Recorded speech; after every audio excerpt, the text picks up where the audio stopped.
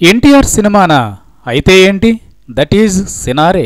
ఆయన పండితుడు, అధ్యాపకుడు. తన మస్తిష్కంలో భాషా బీజాలున్నాయి. అవి సహజంగానే అంకురించి బయటకు వచ్చాయనే ఆత్మవిశ్వాసం కలిగిన వ్యక్తి. అయితే అందుకు తగ్గ గుర్తింపు లేదు. తన పాండిత్యాన్ని ప్రదర్శించడానికి తగిన వేదిక లేదు. సినిమా అప్పటికే బోలెడంత గ్లామర్ ఉన్న పరిశ్రమ. అక్కడ అవకాశం దక్కితే చాలు అని అనేక మంది తప్పించిపోతూ ఉన్నారప్పటికే. అందులోనూ నాటికే ప్రముఖుడైన హీరో ఎన్టీఆర్ సినిమాకు పనిచేసే అవకాశం అంటే అదంత సులభం కూడా కాదు. అలాంటి అవకాశం వచ్చి సింగిరెడ్డి నారాయణరెడ్డి ఇంటి తలుపును తట్టింది. అప్పుడు ఆయన స్పందించిన తీరు ఆయనంటే ఏంటో చెబుతుంది.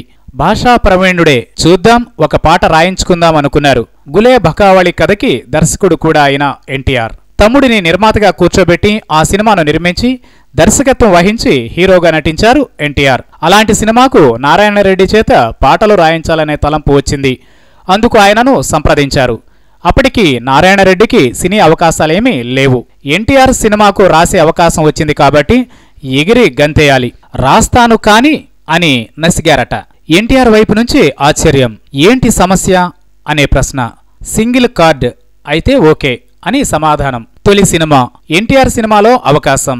ఒక పాట రాసే అవకాశం వచ్చినా బోలెడంత గుర్తింపు, మరిన్ని అవకాశాలు వరిస్తాయి. కానీ నారాయణరెడ్డి మాత్రం అలాంటి గుర్తింపును ఆశించలేదు. ఆ రోజులకు సింగిల్ కార్డు పాటల రచయిత గొప్ప గౌరవం. ఒక సినిమాకు అన్ని పాటలు రాసే అవకాశం ఒకరికే దక్కడాన్ని సింగిల్ కార్డుగా పరిగణిస్తారు. మరి సినిమాలకు కొత్త అయిన వ్యక్తికి సింగిల్ కార్డు ఇవ్వడం అంటే అది జరిగే పని కాదు కదా. అలాంటి డిమాండ్నే ఎన్టీఆర్ ముందు పెట్టారు నారాయణరెడ్డి. అన్ని పాటలు తనే రాసే అవకాశం ఇస్తే రాస్తా, లేకపోతే లేదు అని సూటిగానే చెప్పారు. నారాయణరెడ్డికి పాండిత్యం, భాషా నైపుణ్యం ఇచ్చిన ఆత్మవిశ్వాసం అది.